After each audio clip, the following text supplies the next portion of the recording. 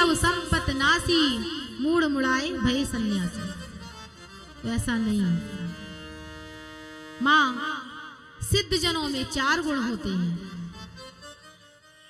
सिद्ध गुणों में सिद्ध जनों के गुण बताए हैं। तितिक्षवा कारुणिका, सुहृदय सर्वदेहिना,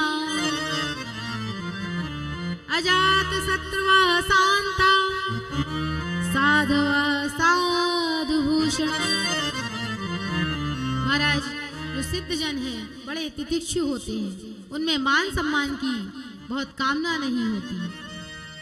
उनका हृदय बहुत करुणा से भरा होता है। दूसरों के हित के लिए, दूसरों के कल्याण के लिए उनके मन में बड़ी करुणा होती है।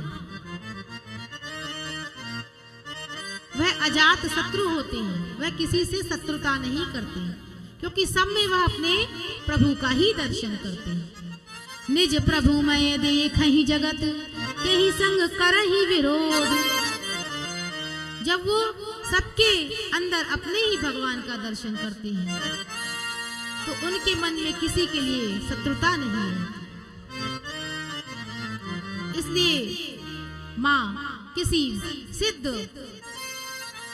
संत का, किसी सिद्ध सद्गुरुदेव भगवान का आश्रय लेना चाहिए। देखो भैया, यह जो हमारा मानव शरीर है, यह बड़ी ही दुर्लभता से हमें प्राप्त हुआ है। यह हमें अपने पुण्यों से नहीं मिला, यह भगवान ने अकारण ही करुणा करके हमें दिया है, हमें प्रदान किया है। कबहुक कर करुणा नर देही, देत ईस बिनु हेत सनी।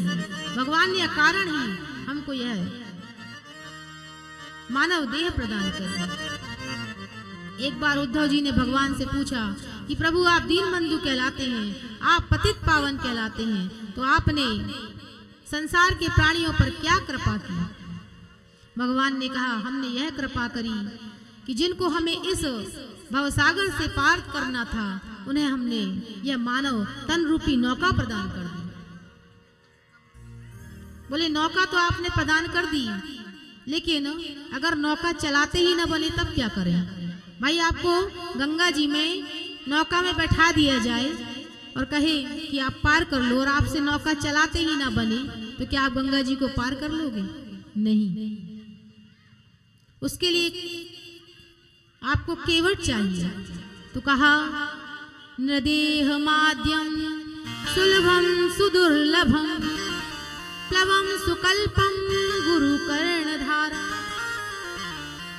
तो जैसे गंगा जी को पार करने के लिए अगर आप नौका में बैठे हैं तो केवट चाहिए, ऐसे ही भैया इस संसार सागर को पार करने के लिए ये जो नर है, यह जो मानव देह है, ये नौका बताई गई है। और इसे पार करने के लिए हमें कौन सा केवट चाहिए? तो कहा, गुरु कर्णधार।